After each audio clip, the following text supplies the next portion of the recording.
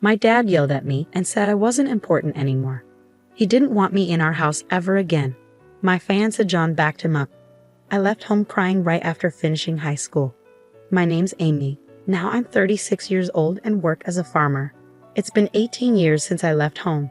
I've spent more time living my own life than I did with my family, and that makes me feel emotional. We used to live in a city. My dad worked in an office and my mom stayed at home. We were a family of 4, including my older brother. My parents always favored my brother because he was the firstborn. He got better food and fancier presents. He'd brag about it and make me feel small. Sometimes I felt really lonely and wished for attention, but my parents never changed, so I stopped trying. The big change in my life happened during the summer of my second year in high school. My brother was busy studying for a tough college entrance exam, hoping to get into a really good university. His practice test scores were bad, so he was always stressed out and took it out on me whenever he could. My parents treated him like he was fragile, being super careful with him, while I got stuck with all the household chores that left me no time to study. Even though I was doing better in school than my brother, they wanted to bring my grades down to make him feel better. It didn't make any sense. Around that time, one of my teachers told me about a program where students could go experience life on a farm for a few days. We'd stay with a family who owned a farm, help with harvesting vegetables, cook together, and just live like country folks for a bit. Despite my family troubles, I decided to join the program. But my dad said, farming is only for people who can't get better jobs, and my mom laughed at me saying, "Are you crazy? You want to do manual labor and get all dirty?" But I didn't listen to them and used my own money to sign up. It was the first time I stood up to my parents, and it turned out to be a great decision. For me, who really wanted love from my family, it was an amazing experience. Working outside in the fresh air of the countryside felt so good, and I finally felt the warmth of a real family. The oldest son in that family, John, was just a year older than me, the same age as my brother. But John was nothing like my brother. He was kind but strong, got along well with his parents, and treated me nicely too. John's parents were really gentle, and even though I was only there for 3 days, I cried a lot when it was time to leave. John's mom cried too, and she said, "You can come back anytime." I promised I would. They said they didn't use their phones much, so I started writing them letters regularly. Before long, John started writing back more often, and it turned into like a diary we shared, and we started dating. It was a pure long-distance relationship without even a single kiss. After my brother didn't get into his first choice university and ended up in a lower-ranked college, it was my turn to apply for college. But my parents wanted me to get a job instead of going to college. They said it was because girls didn't need education, but really, I think they didn't want me to go to a better college than my brother. Since my time on the farm, I dreamed of being a farmer. I could have become one without going to college, but John was in college, so I decided to go too and study a new kind of farming. Even though my parents and brother tried to stop me, I worked hard every day towards my goal. But when I passed the entrance exam for university, my dad got really angry and said, "Are you a girl trying to go to a better college than your brother?" My mom said, "We don't have money to spend on you. Your brother needs it, so you should work and bring money home." My parents' hurtful words left me feeling alone and sad, and after a big fight, I decided to cut ties with him completely. John came to get me from home, and his parents, who were now my in-laws, helped pay for my college. I ended up going to college, and 4 years later, I married John. I didn't speak to my parents or brother during college, but when my in-laws said, we should at least tell them about the wedding, we went to my childhood home for the first time in 4 years. It was summer, after graduation, and a busy time for planting, so we couldn't visit earlier. We all had tanned faces from working outside, but my parents and brother made fun of us. My mom asked, "How old are you now? You must be poor to work outside and get so dark." I felt so embarrassed. "Please stop, Mom," I said quietly, but she didn't listen. My brother smirked and said, "Smart people like me make money with our brains. If you're stuck doing manual labor, it means you're not very smart." I felt sick, and my in-laws' smiles disappeared. My husband spoke up, saying, "We're proud to be farmers, and we work hard." My dad laughed in a mean way and told me, "From now on, you're a stranger to us. You're marrying a farmer who works hard for a living.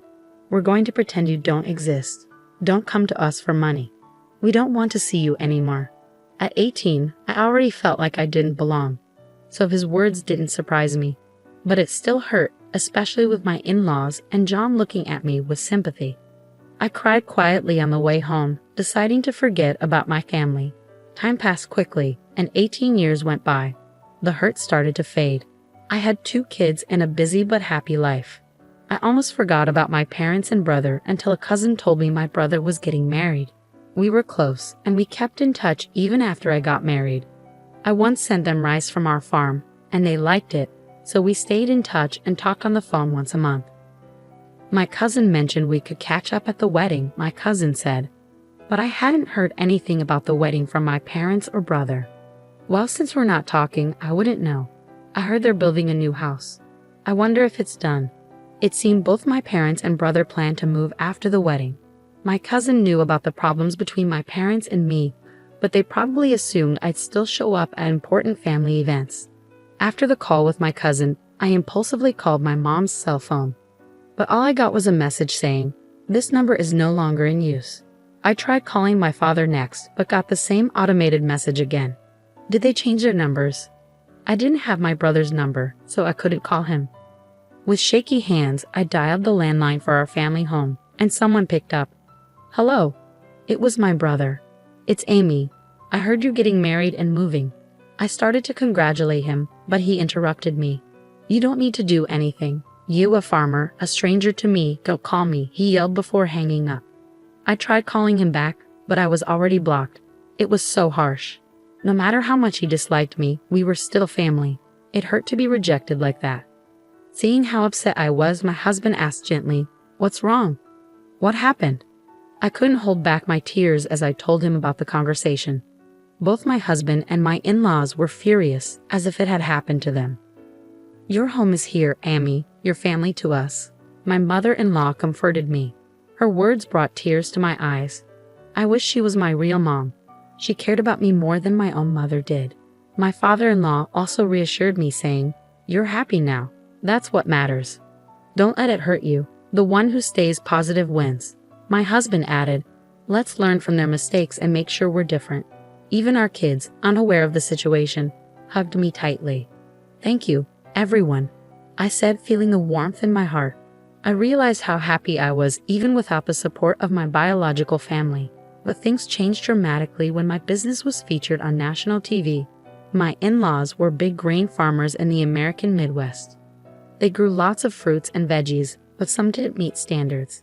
I studied food business in college and figured out how to sell the produce that wasn't perfect. I started an online business selling jams, juices, and pickles made from those fruits and veggies. With support from the local farmers union, my business became a hit. Moms loved our safe, homegrown food, and seniors enjoyed the homemade pickles. I hired young women who, like me, married into farming families and unemployed young people. The business grew to $5 million. Our success story got covered on TV. After the TV show aired, we were bombarded with calls from all sorts of people. We got orders, questions, offers for deals, and requests for interviews. Both the company phone and my personal cell phone wouldn't stop ringing. So when I got a call from an unknown number, I answered without thinking. To my surprise, it was my brother. I figured he must have seen the TV feature and heard about my success. But without much of a hello, he said, "I'm thinking of starting a business. Can you lend me some money?" "Excuse me?" "Absolutely not," I replied firmly, feeling even more resolute. I coldly rejected his request and hung up. But he called again. "Stop arguing and give me the money. If a woman like you can start a business and make money, I'm sure I can do it too," he shouted relentlessly. "That's not how someone asking for a loan should act," I responded, baffled by his confidence. It was ironic because he was the one who had called me a stranger, just a simple farmer. Ignoring his request, I asked something that had been bothering me. "By the way, who decided not to tell me about the move?" Obviously it was me, my wife. She's a city girl, you know. The moment I mentioned you, she suggested we cut ties. So that was the reason. I didn't want to hear more, so I hung up and blocked his number. It seemed like my brother's wife, whom I'd never met, had a similar attitude to my brother and parents. Realizing that my brother had seen me on TV probably meant my parents had too. A few hours later, I received another call from an unknown number, but it turned out to be my father. "Why are you in charge? Did you take a man's job?" he demanded. I replied, well, both John and my father-in-law are deeply involved in the farming business, so it's only natural. In fact, large-scale consolidation has become advantageous for somewhat larger farms. My father-in-law is the president of the local agricultural association, and John has incorporated his share as an in-law and is now the president of that corporation. Perhaps my explanation convinced him, because then he asked, why haven't you been in touch? Feeling stunned, I replied, you're the one who disowned me. I'm ending this conversation now. And I hung up and blocked his number. A few minutes later, my mother called. Why won't you lend money to your brother? You're making $500 million a year, aren't you? Send money home. We're your real family. Have you forgotten all we've done for you, raising you up?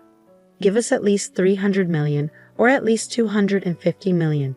My mother was the most aggressive of all. Even though the business earns $500 million, that's the total revenue after paying for expenses and employee salaries. I barely have anything left over. I exaggerated a bit, and my mother instantly shot back, you're lying. That can't be true. Feeling increasingly frustrated, I couldn't believe my mother's persistent demands for money. I wondered if she had any shame. I'm not going to send you any money, whether I have it or not. We're strangers, I told her firmly before hanging up and blocking her number. I thought that would be the end of it, but I was mistaken. My parents, my brother, and his wife, whom I'd never met before, suddenly showed up uninvited at my in-laws' house. Hey, Amy, guess what? I'm taking back the disownment, my father announced.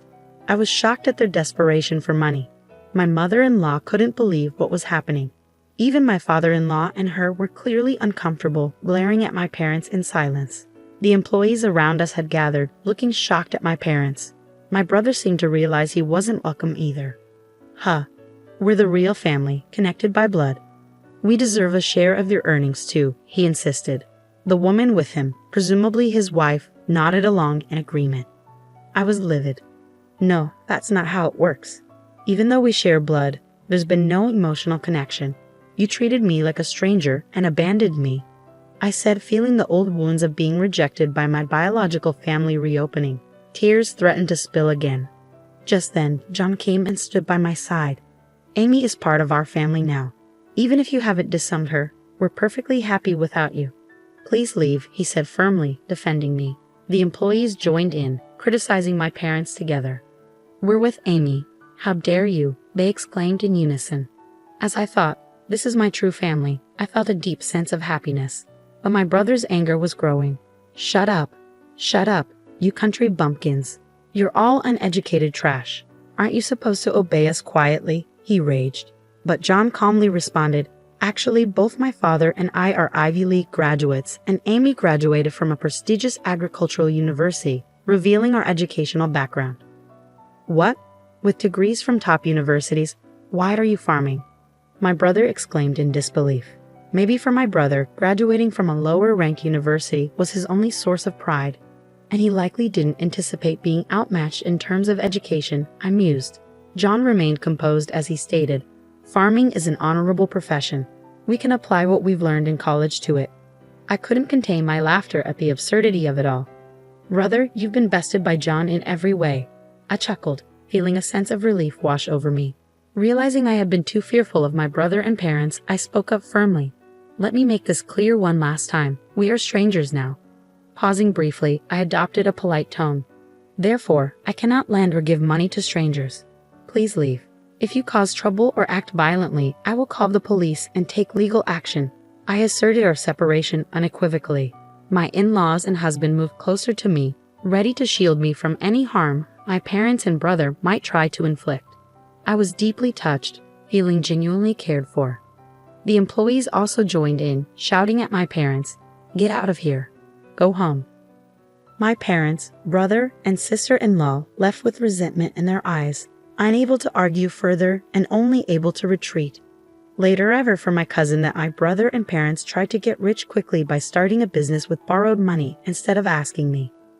But their arrogance led to a major failure. Now they're on the brink of bankruptcy, but I've cut ties with them, and I have no intention of getting involved anymore. As for me, my work is thriving, and I'm surrounded by my true family, supportive in-laws, a loving husband, and wonderful children. I'll cherish each day, enjoying the happiness of life.